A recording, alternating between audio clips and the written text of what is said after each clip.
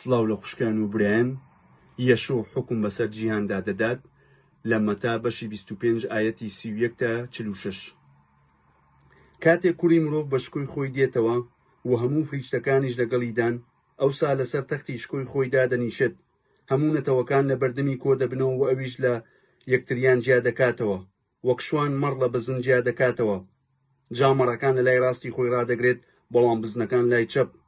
اینجا پاشا بەوانەی لای ڕاستی ئەوەن دەفەرمێ وەرن ئەی ئەوانەی باوکم بەڕەکەتی پێدان ببنە میراتگەری ئەو شانشینیە کە لە دامەرزاندنی جیهانەوە بۆتان ئامادە کراوە، چونکە برسی بووم وەنانتان دام، تونی بووم ئاوتان دامێ، نامۆ بووم شوێنتان کردمەوە، ڕوود بووم جلتان لەبەر کردم، نەخۆش بووم سەرتان لێدام، زیندانی بووم هاتنە لام.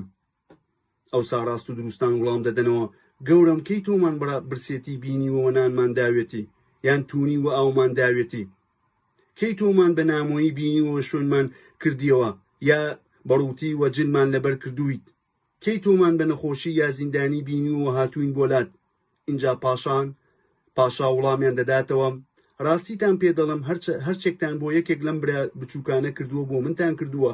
دواتر بەوانەی لای چەپەوە دەفەرمێ لێم دوور بکەونەوە ئەی ئەوانەی نفرەتتان لێکراوە بەرەو ئاگری هەتایی ئەوەی بۆ ئیبلیس بۆ فریشتەکانی ئامادە کراوە، چونکە برسی بووم نانتان نەدامێ، تونی بووم ئاوتان نەدامێ، نامۆ بووم شوێنتان نەکردمەوە، ڕوود بووم جلتان لەبەر نەکردم، نەخۆش و زیندانی بووم سەرتان لێ نەدام. ئەوانیش وڵامی دەدەنەوە گەورم کەی تۆمان بە برسێتی یا تونی یا نامۆ یا ڕوود یا نەخۆش یا زیندانی بینیوە خزمەتمان نەکردویت؟ ئەویش وڵامیان دەداتەوە ڕاستیتان پێ دەڵم هەرچێکتان بۆ یەکێک لەم بچووکانە نەکردووە بۆ منتان نەکردووە. ئەوانە بۆ سەزای هەتایی دەچن، بەڵام ڕاست و دروستان بۆ ژیانی هەتایی. ئەمین. هیوادارم هەمووتان لە خێر و بەڕەکەتدا بن لە ناوی یەشوعی مەسیح. ئەمین.